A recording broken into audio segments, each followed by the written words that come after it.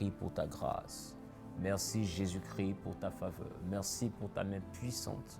Merci parce que tu permets ce moment et tu permets par ton esprit que nous puissions nous retrouver ici en ce deuxième jour pour partager ta parole. Seigneur, je veux te rendre grâce. Je veux te recommander cette atmosphère, la recommander à ta grâce, à ta faveur, la recommander à ta manifestation. Saint-Esprit, viens et prends contrôle et révèle-nous des choses cachées en ce qui concerne Ruben.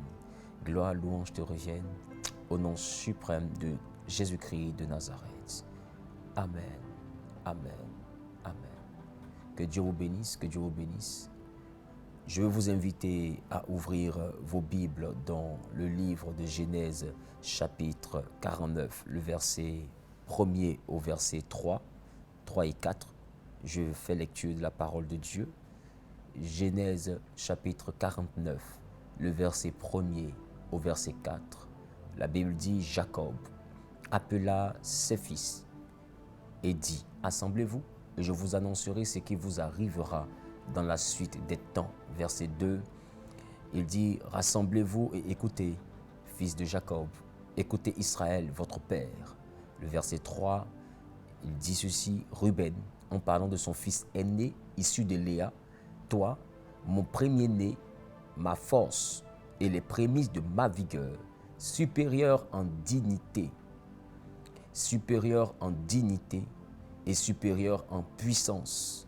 Verset 4, il dit, impétueux comme les eaux, tu n'auras pas la prééminence. Donc là maintenant, Jacob va dire pourquoi. Il dit, car tu es monté sur la couche de ton père, tu as souillé ma couche en y montant. Mais cependant, quand Jacob relâche la prophétie sur Ruben, quand il déclare la parole prophétique sur son fils Ruben, il lui dit, Ruben, tu es mon premier-né, tu es ma force et les prémices de ma vigueur. Et on a eu le temps de voir ces choses hier. Et aujourd'hui, nous voulons parler, il dit supérieur en dignité. On a vu hier, dignité voulait nous parler selon l'étymologie. Dignité nous parlait d'un hébreu, d'accord? Dignité nous parlait d'un hébreu qui signifie majesté, qui signifie élevé, d'accord? D'accord? Qui signifie élevé, signifie grandeur. Et hier, on a vu supérieur, les prémices de ma vigueur. Et on a vu que vigueur signifiait ce qui génère le pouvoir. Vigueur signifiait la fortune. Aujourd'hui, je vais vous parler plutôt de dignité. D'accord? Supérieur en dignité. Supérieur en dignité. La porte de Ruben dans la dimension de la prophétie de Jacob va parler de supérieur en dignité. Et qui parle de dignité va parler d'un hébreu qui parle de Sehet. Sehet qui veut dire relevé. D'accord? Entre parenthèses, parlant du visage. Sehet qui veut dire relevé en parlant du visage. Je vous envoie cela à la régie rapidement pour que vous puissiez nous afficher Sehet. Donc Sehet va parler de relevé, d'accord, en parlant du visage. Voilà, donc affichez-nous Sehet rapidement s'il vous plaît. Donc lorsqu'on parle de Sehet, on parle de relevé. Et je vous ai présenté que le Ruben était cet enfant aîné là, qui avait souillé la couche de son père. Mais quand même quand son père prophétise, il dit Sehet, tu es puissant en Sehet. Et hier, j'ai eu le temps de vous parler des faiblesses et de beaucoup d'autres choses, mais il dit puissant en Sehet. Sehet qui veut dire relever le visage. La porte de Ruben est la porte de ceux-là qui savent se relever. Il y a des moments dans la vie où tu tombes. Il y a des moments dans la vie où tu perds tout. Il y a des moments dans la vie où tu penses qu'il n'y a plus d'issue pour toi. Sehet veut parler de relever le visage. Il y a des moments où tu vis des situations tellement humiliantes que tu ne sais même plus comment marcher droit ou droite. Il y a des moments où tu es tellement confus face à ce qui vient de se passer.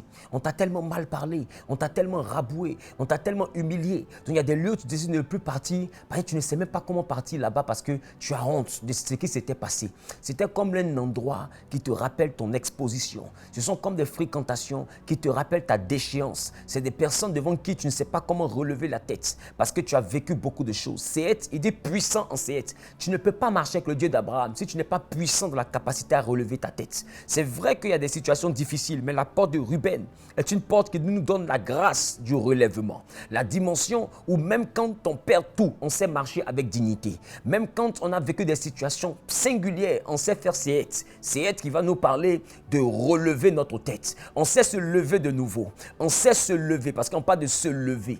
Tu sais, tu peux tout perdre, mais quand tu connais la grâce qu'il y a sur Ruben, Jacob dit, tu es le meilleur de mes fils. Tu es le meilleur de ma vigueur.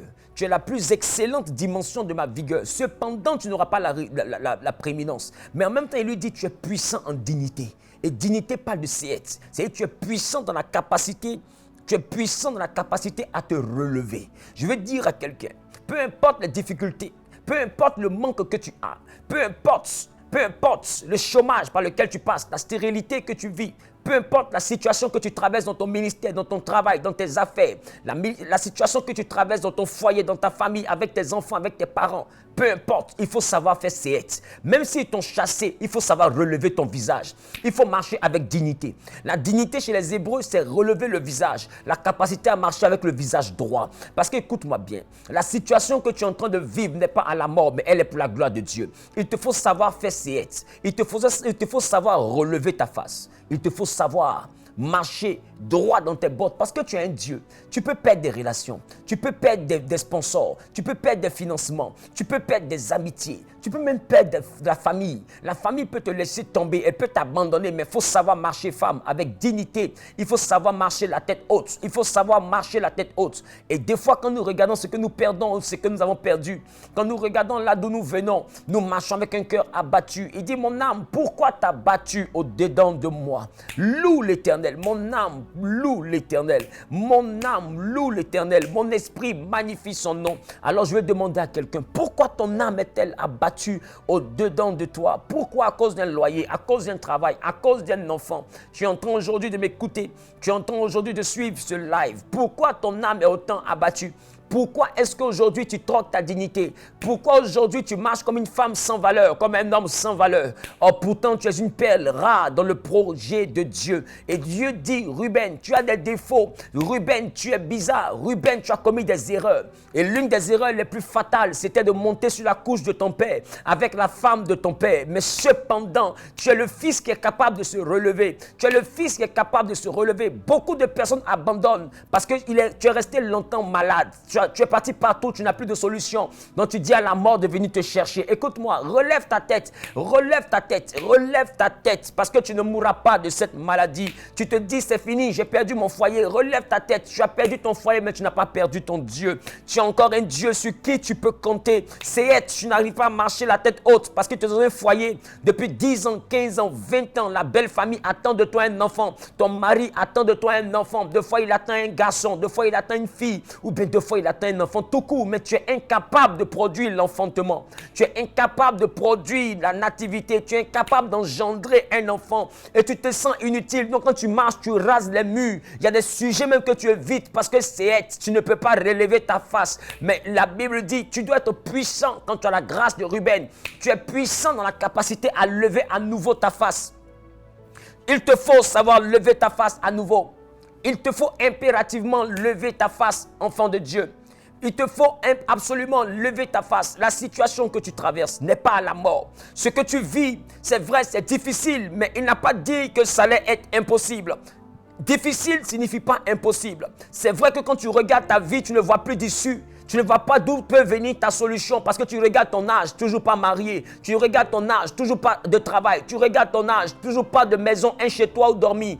Tu regardes ta vie, tes amis t'ont dépassé, tout le monde t'a laissé tomber. Des gens sur qui tu pouvais compter, ils t'ont abandonné. Toi qui hier étais célébré, toi qui hier étais honoré, toi qui hier étais loué. Toi réellement qui étais au centre de tout et tu distribuais à qui en avait besoin. Tu donnais de l'argent à qui en avait besoin. Mais Mais depuis que tu as perdu tes connexions, depuis que tu as perdu ton travail, depuis que tu es tombé, ils t'ont laissé tomber. Depuis que tu es tombé, ils t'ont abandonné. Depuis que tu es tombé, ils t'ont tourné le dos parce que tu n'as plus rien à donner, tu n'as plus rien à offrir. Mais ton Dieu dit, c'est être, il faut savoir te relever. C'est être, il faut savoir relever ta face. Ils sont tapis dans le noir et tu les entends, ils se moquent de toi, ils rient de toi et ils se disent, où est son Dieu? Où est son Dieu? Il a tout perdu, qu'il prie Dieu qu'on va voir. Écoute, où est son Dieu? Il n'aura pas la promotion, elle n'aura pas la promotion. Où est son Dieu? Qu'elle nous montre son Dieu, qu'il nous montre son Dieu. Il ne travaillera pas devant nous, il ne réussira pas devant nous et tu ne sais pas comment relever ta tête parce qu'il y a un défi. Parce que c'est vient lorsque ta vie aussi est confrontée à un défi. Quelqu'un t'a lancé un défi et tu veux pouvoir relever le défi pour marcher avec dignité. Mais la porte de Ruben est celle-là qui te donne Sehet, la puissance du relèvement. Tu relèveras ta face si tu demandes à Dieu la grâce qu'il y a en Ruben. La grâce qu'il y a en Ruben parle de Sehet. Sehet qui veut dire relever la face, relever le visage. Dieu va relever le visage. Il va relever le visage de quelqu'un qui est en train de m'écouter, de quelqu'un qui est en train de me regarder. Il va relever ton visage et à cause de toi, ta mère sera considérée. À cause de toi, tes parents seront considérés. À cause de toi, tes enfants seront considérés. À cause de toi, tes frères et sœurs seront considérés. C'est la dimension de ceux qui savent se relever. Ceux qui savent se relever. Et puis il dit la dimension de ceux qui peuvent se lever. Parce que qui parle de Sehet, parle de se lever. Se lever. Aïe, aïe, aïe, aïe. Tu sais, je veux dire à quelqu'un, lève-toi. C'est vrai que tu es passé par des moments difficiles, mais frère, lève-toi. La porte de Ruben te donne de la puissance pour te lever. Te lever dans la prière. Parce qu'il y a des gens qui ne dorment pas pour te voir pleurer. Il y a des gens qui ne dorment pas pour te voir perdre ton travail. Il y a des gens qui ne dorment pas pour ne pas que tu sois nommé. Il y a des gens qui ne dorment pas pour ne pas que tu te maries ou même pour ne pas que tu gardes ton mari ou ta femme. Il y a des gens qui ne dorment pas pour ne pas que tu enfantes. Il y a des gens qui ne dorment pas pour ne pas que tu aies le bonheur. Mais toi, tu dois te lever, tu ne dois pas t'asseoir et puis dire tout ce que Dieu fait est bon. Il y a des choses qui t'arrivent qui ne viennent pas de Dieu. Il y a des choses qui t'arrivent. Aïe, aïe, aïe, aïe, aïe, aïe. Il y a des choses qui t'arrivent mais qui ne viennent pas de Dieu. Amen. J'ai pas entendu ton amen. J'ai pas entendu ton amen. Essayons de voir la parole de Dieu, s'il vous plaît. Qu'est-ce que la parole de Dieu nous dit? Allons-y en Ésaïe chapitre 54, le verset 17.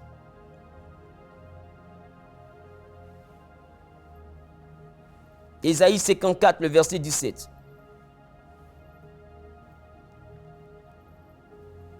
Que dit la Bible?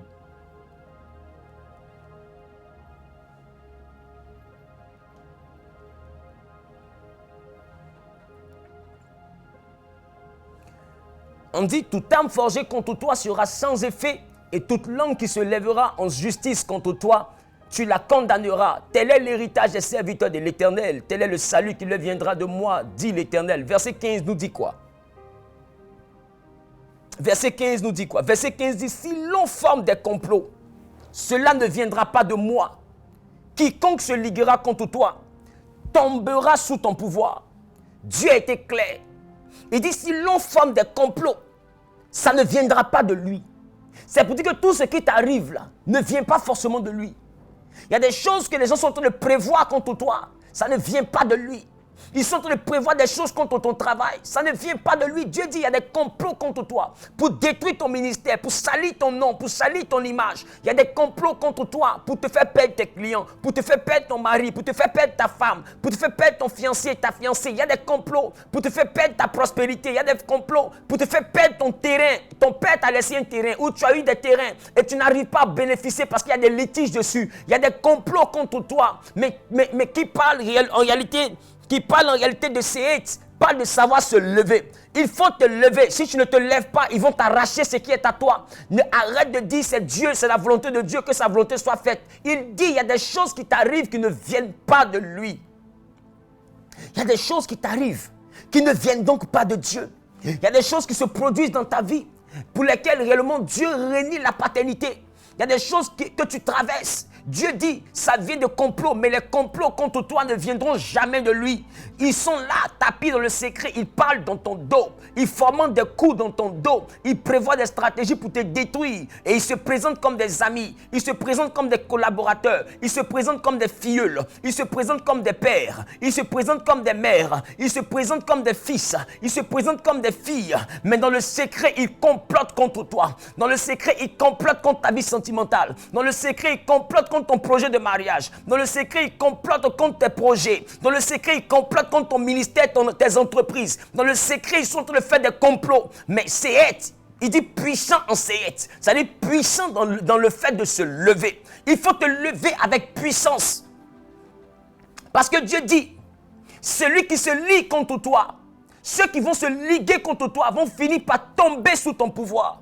Ceux qui dans le noir sont en train d'agir contre toi, par la porte de Ruben, quand tu es puissant dans la capacité à te lever, et il est temps que tu te lèves. Ces 12 jours de jeûne sont faits pour qu'un homme qui est fatigué de sa situation, pour qu'une femme qui est épuisée par sa situation se lève dans la prière, se lève dans le jeûne. J'ai appris avec Dieu que celui qui sait se mettre à genoux devant Dieu peut tenir debout devant n'importe quelle adversité. Quand tu sais te mettre à genoux devant Dieu, tu peux tenir debout devant n'importe quelle opposition. Quand tu sais tenir à genoux devant Dieu, tu peux rester debout avec dignité devant n'importe quelle oppression. Il faut que tu te lèves. Arrête de dormir. Tu es toujours sur les réseaux. Tu es toujours sur les téléphones en train de regarder des choses inutiles. Pendant qu'il y a des complots contre toi. Pendant qu'il y a des gens qui sont levés contre toi. Et toi, au lieu de te lever pour prendre ton bâton de pèlerin dans la prière, tu es dans la distraction, tu es dans la fornication, tu es dans les buzz, tu es dans les choses qui n'ont pas de valeur.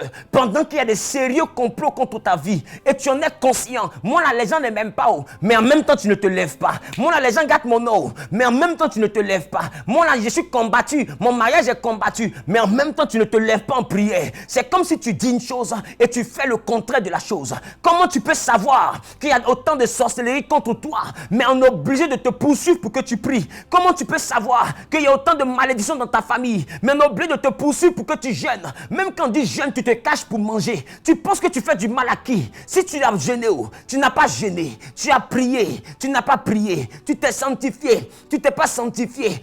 Tu ne fais de mal à personne d'autre que toi. C'est à toi de te lever. C'est à toi de te dresser contre tes complots. Parce qu'ils se sont levés contre toi. Ils ne se sont pas levés contre nous. C'est contre toi. Et il faut que tu te lèves. Tu es un champion, ne reste pas assis. Il y en a que le malheur a atteint et ils sont tombés et ils ne peuvent plus se lever. La Bible dit, le malheur atteint souvent le juste, mais l'Éternel l'en délivre toujours. Frère, tu es tombé, mais ton Dieu te donne la capacité de te lever et de te relever. Il y a un homme appelé Méphi-Bosheth, petit-fils de Saoul. Et la Bible dit qu'un Jonathan, fils de Saoul, avait fait du bien à David. Et la maison de Jonathan, de Saoul avait sombré et David était devenu roi. Et un jour, David va dire, est-ce qu'il n'y a personne de la maison de Saoul qui est resté en vie? À qui je peux faire du bien à cause de Jonathan? On lui dit, il y a Méphi-Bosheth. Mais qui est Méphi-Bosheth? C'était un enfant qui, lorsqu'il y avait la pagaille dans la famille royale à laquelle il appartient, il était encore nourrisson. Donc la nourrice a voulu le mettre au dos. Et quand dans la précipitation, l'enfant a glissé, il est tombé sur ses pieds et il a perdu l'usage de ses pieds. Donc quand il a grandi infime. Donc quelqu'un l'a laissé tomber. Et il a perdu ses pieds. Donc il était perdu des pieds. Et quand on a dit, David veut te voir, le roi veut te voir, il dit, qu'est-ce que le roi peut faire? Qu'est-ce que le roi peut faire avec un chien mort comme moi? Qu'est-ce que le roi peut faire avec un chien mort, un invalide? Et la Bible dit qu'ils vont positionner Méphi-Bosheth à la table du roi, pas à cause de quelqu'un, mais à cause de son père. C'est vrai, quelqu'un t'a laissé tomber, mais ton père, c'est Dieu.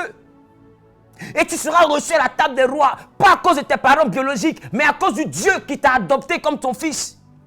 La Bible dit, nous avons reçu le pouvoir de devenir enfant de Dieu. C'est un pouvoir que d'être chrétien. C'est un pouvoir que d'être enfant de Dieu. Et à cause de son père, la Bible dit, on devait faire du bien, mais à cause de Jonathan. Des gens te feront du bien, mais à cause de Jésus. Pas à cause de ceux qui t'ont abandonné. Des gens t'ont laissé tomber et Méphibosheth avait tout perdu. Il y a un homme qui avait pris tous les biens de Méphibosheth et qui était devenu roi pendant qu'au temps de Méphibosheth et de son père et de son grand-père, il était un serviteur. Mais la Bible dit, le roi va redonner à Méphibosheth tout ce qui appartenait à son père. Je veux te dire, toi qui m'écoutes, si tu sais te lever, tu sais te relever, tes choses, tes biens, tes richesses, ta prospérité, que quelqu'un est en train d'utiliser quelque part, cette prospérité-là reviendra à toi. Elle reviendra à toi parce que ton Père qui est dans les cieux va te rendre justice. Voilà pourquoi Jésus a dit, quand vous voulez prier, dites, notre Père qui est dans les cieux. Tu es un Père dans les cieux. Et à cause de ton Père, il y a des réseaux qui vont te tendre la main. À cause de ton Père, il y a des portes qui vont s'ouvrir. À cause de ton Père dans les cieux, il y a des bénédictions qui viendront. Arrête de regarder ton Père qui est sur la terre. Il t'a abandonné. Il t'a laissé tomber. Ne porte plus tes regards sur lui. Porte tes regards sur ton Père dans les cieux. Et à cause de ton Père, quelque chose arrivera dans ta vie. C'est la porte de la dignité. La porte du relèvement. La porte de l'élévation. Quelque tu peux voir. La porte de l'élévation. Parce que si elle parle d'élévation, je veux dire à quelqu'un, tu es puissant en élévation. Et peu importe tes faiblesses, ton Dieu accomplira sa parole. Parce qu'il n'a jamais prévu que tu sois parfait. Ruben avait pourtant commis une grave erreur. Mais Jacob l'a appelé puissant en élévation. Puissant en élévation. C'est pourquoi Paul nous a dit, quand je suis faible, c'est alors que je suis fort. Il te faut comprendre que ton Dieu va t'élever, que ton Dieu va te glorifier, que ton Dieu va te... Voilà pourquoi il te justifie. Voilà pourquoi Romains nous dit que ceux qu'il a appelés, il les a justifiés. Parce que ton Dieu te justifie. C'est la porte de Ruben, la porte de l'élévation, la porte du relèvement, la porte de ceux qui peuvent se lever, les violents qui peuvent se lever, les violents qui peuvent jeûner, les violents qui peuvent se priver de sommeil, qui peuvent se priver de sexualité, se priver de débauche, se priver d'alcool, se priver de beaucoup de choses, rien que pour poursuivre l'excellence de Dieu. Parce qu'ils se disent, si je perds Jésus, je n'ai plus rien. Parce que je n'ai personne sur qui compter. Si encore je viens perdre Jésus, je n'ai plus rien. Comme dit le cantique, moi, je n'ai que Jésus. Si tu me l'enlèves, je n'ai plus rien. Je vais dire à quelqu'un, autour de toi, il y a qui? Il n'y a rien d'autre que Jésus. Donc, connecte-toi à lui. Concentre-toi sur lui. Lis-toi à Jésus et lève-toi. Tu n'as pas dit un amen bien.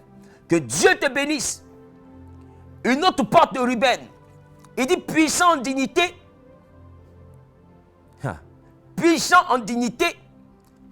Et ensuite, il dit quoi? Il dit, est supérieur en puissance.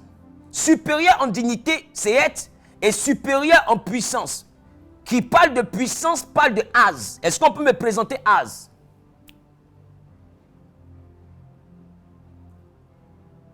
Az qui veut dire puissant, Az qui veut dire violent.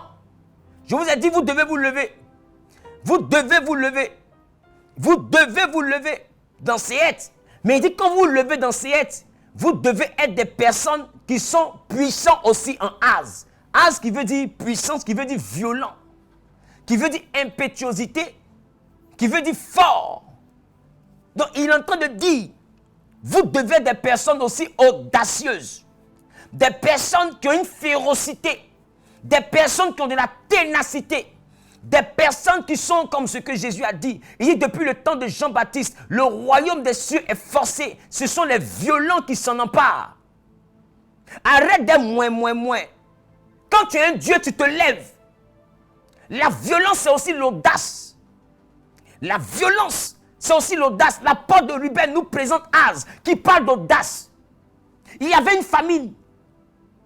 Et la Bible dit que du temps d'Élisée, il y avait des lépreux au devant de la ville. Et la famine sévissait dans la ville. Les gens mouraient de faim. Ils sont arrivés au point où ils ont commencé à se manger. Une dame a donné son enfant, ils l'ont consommé. Et les autres dames ont commencé à se plaindre parce que il y a une qui a mangé les enfants des autres.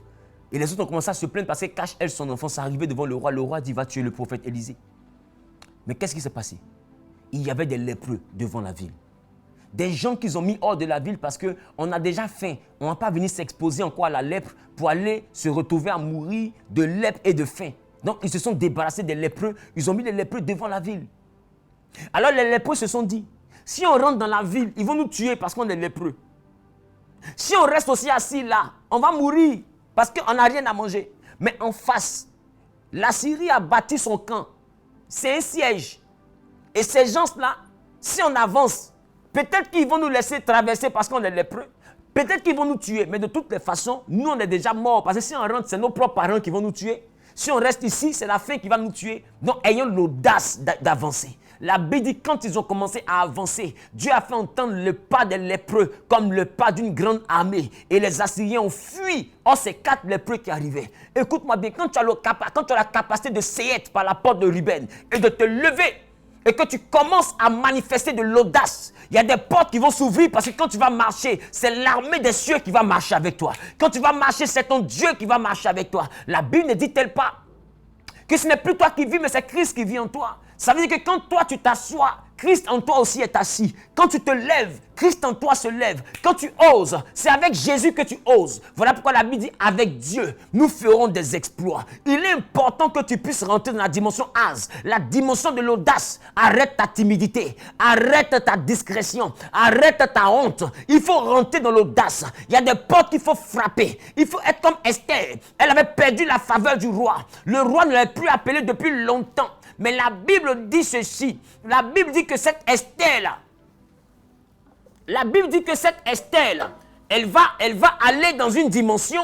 Elle va aller dans une dimension où Esther va dire, malgré la loi, j'entrerai chez le roi. Elle va dire, malgré la loi, j'entrerai chez le roi. Et Esther va oser rentrer chez le roi. Or, elle pouvait mourir. Si le roi ne tendait pas le sceptre, Esther mourrait. Mais elle n'a pas regardé à ce danger. Elle a regardé à l'audace. Et elle a osé. Et Dieu a marché avec elle. Et là où elle est rentrée, les ennemis de Esther sont tombés sous son pouvoir. Je veux dire à quelqu'un, à des moments donnés, ton Dieu est prêt à agir. Mais il n'agit pas parce que tu n'oses pas. Tu te dis, je m'assois, j'attends que Dieu fasse. Oh, Dieu va faire quand toi, tu vas oser partir. Quand tu vas oser avancer. Quand tu vas oser quitter. Quand tu vas oser faire des choses que tu n'avais pas l'habitude de faire. Parce que si tu fais ce que tu as l'habitude de faire, tu verras ce que tu as l'habitude de voir. Pour voir des choses que tu n'as pas l'habitude de voir, commence à faire des choses que tu n'avais pas l'habitude de faire. C'est simple, ce n'est pas compliqué. Quelqu'un dit avec moi Seet. Quelqu'un dit avec moi Az. Donc Az, c'est la dimension où l'Éternel t'envoie à rentrer dans l'audace, la puissance, la violence. Et Jésus dit, le royaume est pour les violents. Le royaume est forcé. Ce sont les violents qui s'en emparent. Az, c'est la dimension où, si tu n'es pas un violent, il y a des portes qui ne vont pas s'ouvrir. Au stade où tu es arrivé, la maman, si tu n'es pas violente, il y a des portes, il y a des grâces qui ne vont pas s'ouvrir. Si tu n'es pas violent, il y a des bénédictions que tu ne verras pas. Si tu n'es pas violent, il y a des niveaux auxquels tu n'auras pas accès. Si tu n'es pas violent, il y a des visitations que tu ne toucheras pas. Si tu n'es pas violent, il y a des grâces qui ne se manifesteront pas. Tu dois être farouche. Tu dois être violent afin de voir la gloire de Dieu se manifester dans ta vie. Quelqu'un m'a dit Amen. Alléluia. Je veux maintenant que nous puissions aller à ce dernier point. Il dit, supérieur en dignité, supérieur en puissance, impétueux. Il dit impétueux comme les eaux. Qui parle d'impétueux, parle de pakaz. Et pakaz veut parler de témérité. De témérité. Témérité. Quelqu'un qui est téméraire, c'est quoi? La témérité. Ah, j'aime Jésus. La témérité. Quand on dit quelqu'un est téméraire, on dit disposition à oser, à entreprendre sans réflexion ou sans prudence. C'est-à-dire qu'une personne qui est téméraire, c'est une personne qui est têtue. C'est une personne qui ose, qui n'a pas honte, une personne qui a de l'audace, une personne qui a de la résilience, une personne qui n'abandonne pas. La dernière grâce de la porte de Ruben, c'est la grâce de la témérité. La grâce de la témérité. Il te faut une personne qui a de la résilience. La résilience, c'est la capacité qu'on a à ne pas laisser la situation nous engloutir. La résilience, la témérité, c'est la capacité qu'on a à se battre jusqu'à notre dernier soupir. On n'abandonne pas quand on est téméraire. Quand tu dois te battre avec une personne qui a de la témérité, de la résilience, mon ami, il faut bien attacher ta ceinture. Ce ne sera pas qu'une affaire de force. Parce que quelqu'un qui a de la témérité, quelqu'un qui est agaçant, quelqu'un qui est emmerdant, quelqu'un qui est résilient, quelqu'un qui n'abandonne pas, c'est pas facile de se battre avec cette personne. Et quand les gens t'ont fait des complots, qui t'ont fait des faux trucs, n'abandonne pas, sois téméraire. Si tu as longtemps échoué, même si tu as commis des erreurs, sois téméraire. Même si tu as fait des choses qu'on ne devrait pas faire, sois téméraire, relève-toi dans la dimension de Séhet. Et puis avance avec audace dans la dimension de Az. Il faut que les gens se demandent, mais elle est têtue et malgré tout ça là, elle essaie encore de se marier, malgré tout ça là, il essaie encore de faire une nouvelle entreprise. Il allait d'échec en échec. Pourquoi il n'abandonne pas, mon ami? L'échec est vraiment consommé lorsqu'on arrête d'essayer. Tant qu'on a la force d'essayer, alors on n'a pas encore échoué. Parce que ce que vous appelez l'échec, c'est une école à laquelle Dieu nous inscrit. On a réellement échoué lorsqu'à cause de nos expériences, on arrête d'essayer. Ce n'est pas parce que tu as longtemps raté le bonheur que tu dois vivre en renonçant au bonheur. Ce n'est pas parce que tu as longtemps raté le bonheur que tu dois vivre en renonçant au bonheur. Toi aussi, tu as droit au bonheur. Tu dois être une personne qui lutte pour vivre ses rêves et qui est têtue, que la vie ne peut pas désamorcer, que la vie ne peut pas décourager, que la vie ne peut pas ralentir, que la vie ne peut pas stopper. Il faut apprendre à être téméraire. C'est ça aussi la bénédiction de la porte de Ruben. La porte de Ruben nous envoie à avoir de la ténacité, à demeurer ferme, à demeurer constant, à avoir toujours les mêmes ambitions, peu importe les expériences. Beaucoup ici ont renoncé à leurs rêves parce qu'ils ont vu qu'il y avait trop d'embûches, il y avait trop d'embuscades, il y avait trop de trains enflammés du diable, il y avait trop d'opposition. Donc du coup, tu as changé de direction. Où est ta témérité? Où est ta témérité? Pourquoi tu changes de direction? Ton Dieu n'a jamais dit que ça allait être facile. C'est ça aussi le désert. Mais quand on traverse le désert, qui est une hostilité, on arrive dans le pays où coule le lait et le miel en abondance. Il faut traverser ce que tu es en train de vivre là, avec dignité, parce que derrière cette épreuve se cache la gloire de Dieu. Derrière cette épreuve se cache la gloire de Dieu. C'est pourquoi tu as besoin d'être persévérant. Tu as besoin d'avoir de la témérité, de la résilience. Parce que tu en auras absolument besoin. Dans la suite, impérativement, tu auras besoin. J'ai appris avec Dieu qu'on ne réussit pas si on n'est pas têtu. Il dit frappez, l'on vous ouvrira. Ça veut dire quoi? Tant qu'on ne t'a pas ouvert, il faut frapper. Si quelqu'un n'est pas têtu, si tu as frappé 3 fois, on n'a pas ouvert, normalement tu laisses. Or il dit, tant qu'on n'a pas ouvert, frapper. Parce que l'étymologie de frapper ici, c'est frapper en agaçant. Si quelqu'un est têtu, c'est lui qui frappe en agaçant. C'est-à-dire que tu n'ouvres pas, tu ne dors pas. Ce genre de personnes-là, leur dire non ne suffit pas pour les décourager. Quand une personne est téméraire, les chasser ne suffit pas pour les décourager. En fait, il faut bien plus. Il faut être comme Ruth, la Moabite. Sa belle-mère, Naomi, lui a dit, retourne dans ton pays. Elle dit, je ne vais pas. Une petite fille têtue. Pendant que Orpa est partie, elle dit, moi je ne vais pas. Où tu iras, j'irai. Ton Dieu sera mon Dieu. Et ton peuple sera mon peuple. Où tu vas mourir, je vais mourir. Là où on va t'enterrer, là aussi je serai enterré. Naomi a regardé la témérité de cette petite fille. Et elle lui a dit, allons-y. Et Ruth la Moabite est devenue l'arrière-grand-mère du roi David. Pourquoi? Parce qu'elle était têtue. Or, au début, Naomi avait refusé de continuer le chemin. Et un homme appelé Élisée, qui a hérité du manteau d'Élie, Élie lui a dit, reste ici, Dieu m'envoie au-delà du Jourdain, Dieu m'envoie à Bethel, Dieu m'envoie ceci, Dieu m'envoie cela. Il dit, je ne reste pas, l'Éternel est vivant, ton âme est vivante. Quand quelqu'un est téméraire, il ne laisse pas.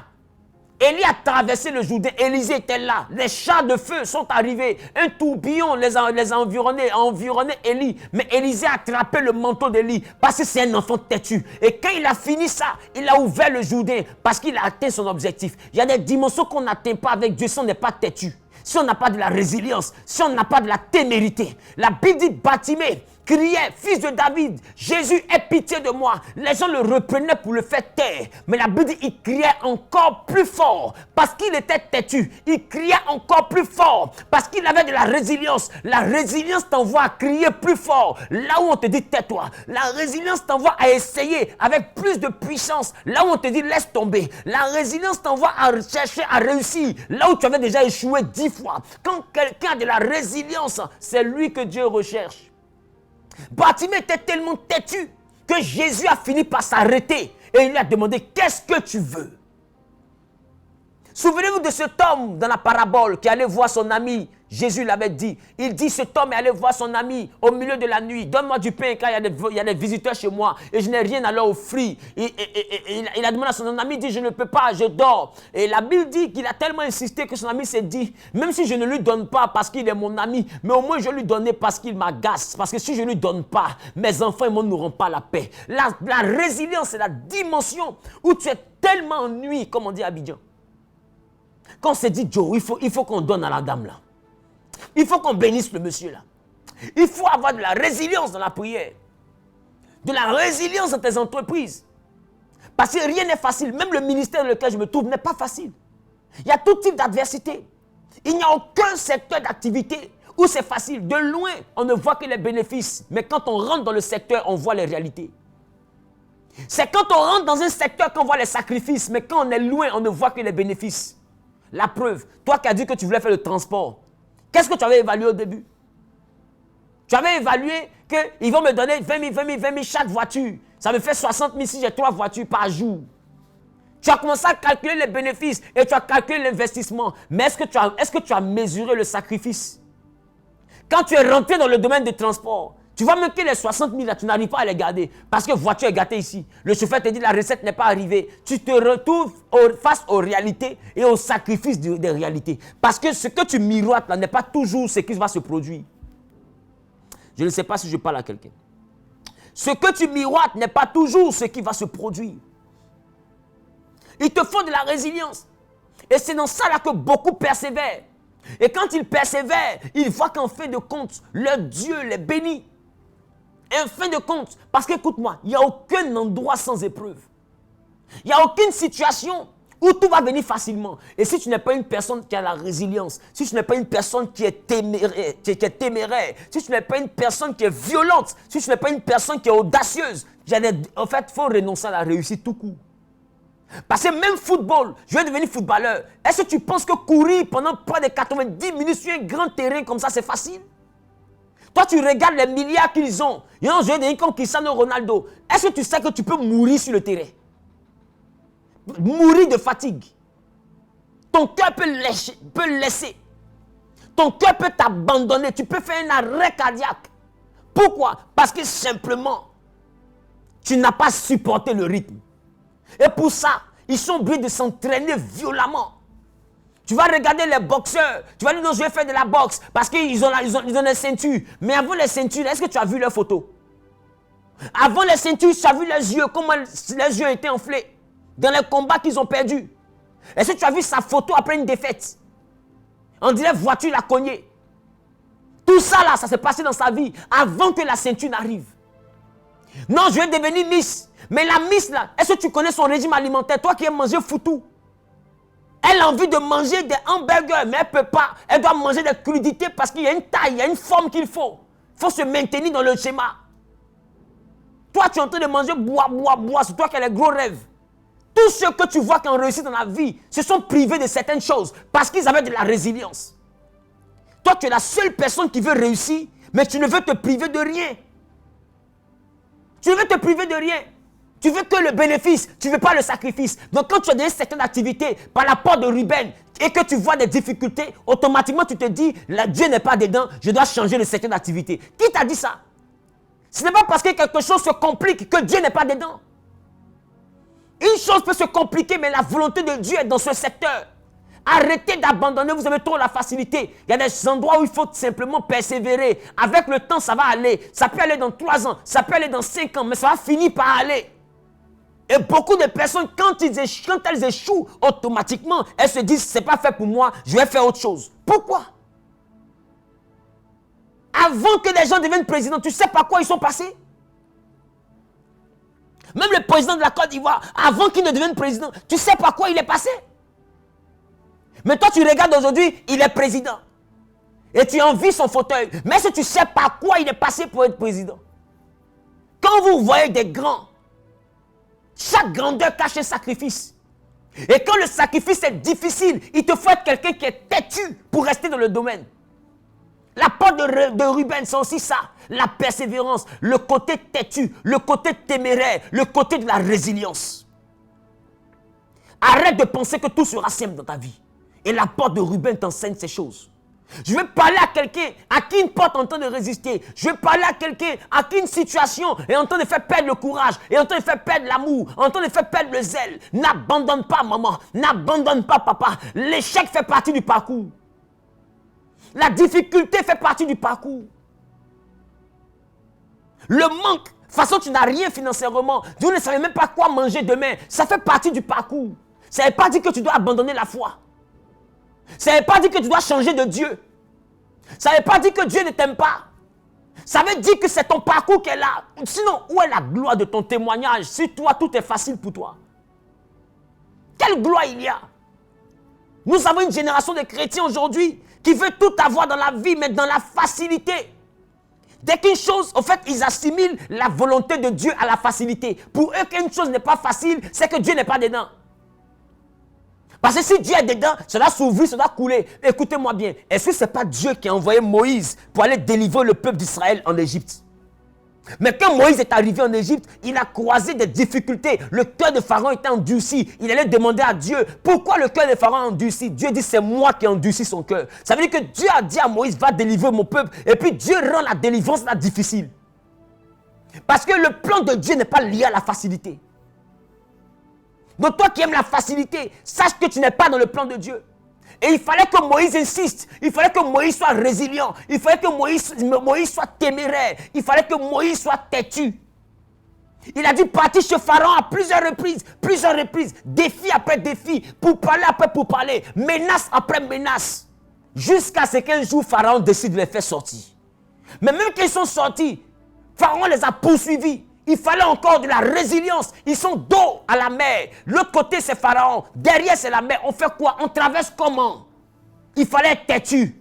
On dit, lève la main. Et puis, fends la main de toi à moi. Toi qui as déjà vu la mer. On peut te dire, lève ta main et fends la main. Si tu n'es pas un enfant têtu, tu peux soulever ta main. Moïse a quand même levé sa main. Parce qu'il est têtu. Il est résilient. Dieu n'est pas avec les personnes qui abandonnent. Il n'est pas avec les personnes qui attendent la facilité. Et la porte de Ruben, la grâce que Jacob a prophétisée sur Ruben, nous enseigne clairement ce que je suis en train de te dire. La témérité. La témérité. Il dit, veillez-y avec une entière persévérance. Beaucoup prient. Et quand tu ne vois pas le sujet de prière s'exaucer, après 1 mois, après 1 semaine, tu dis non, c'est que Dieu ne veut pas, c'est que sa volonté soit faite. Écoute-moi bien. Il y a des sujets pour lesquels tu vas devoir prier 1 an avant que Dieu ne fasse. Il dit, veillez-y avec une entière persévérance. Avec une entière persévérance. Non, la témérité, là, c'est les personnes persévérantes. Des personnes à qui le non, quand tu leur dis non, ce n'est pas suffisant pour les décourager. La témérité, c'est les gens à qui quand tu dis non, le non que tu as dit là, ce n'est pas suffisant pour les décourager. Ils partiront, mais ils reviendront. Et Dieu veut que nous soyons téméraires.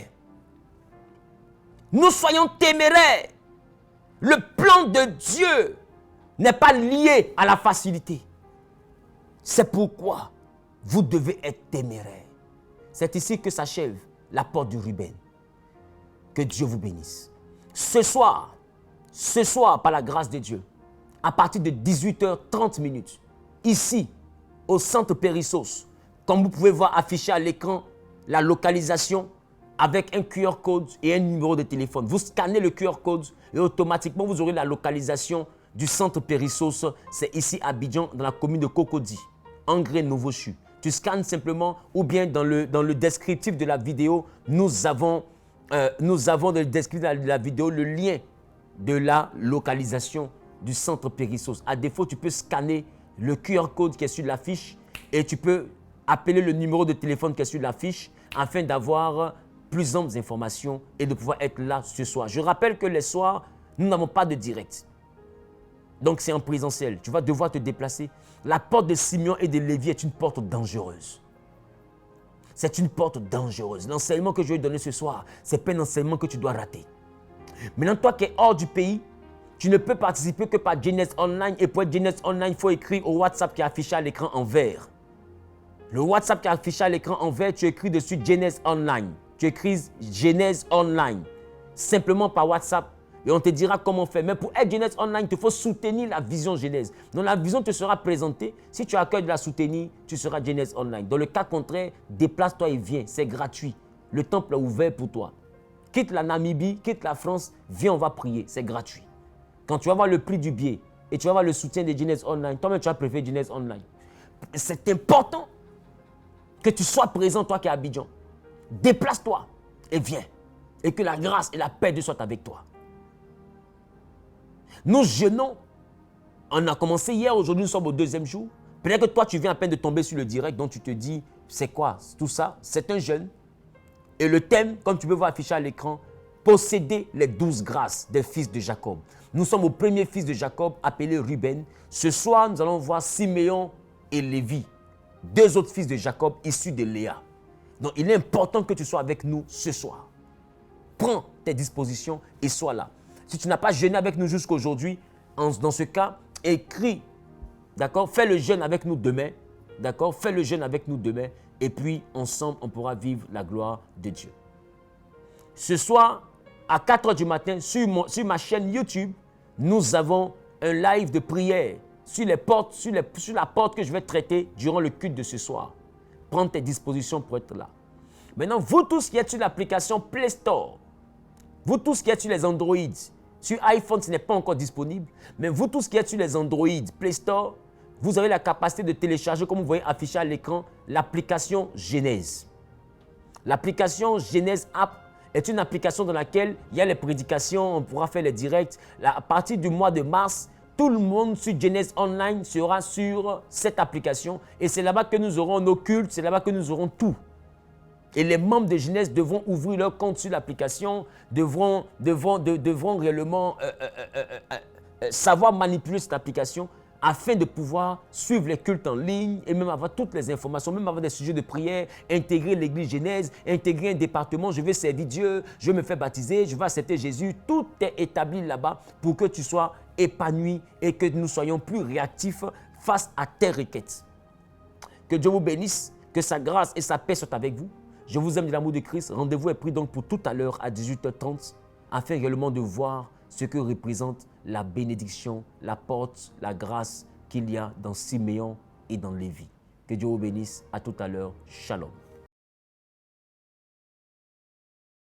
De jeûne et de prière de 6 h à 18 h du 17 au 28 février 2025 sous le thème posséder les 12 grâces des fils de Jacob. Temps de prière chaque soir durant les 12 jours de 19 h à 21 h à l'église Genèse, centre Périssos. Pour toute information, veuillez contacter le +225 07 20 00 00 51. Ne manquez pas cette saison de visitation, soyez prêts à posséder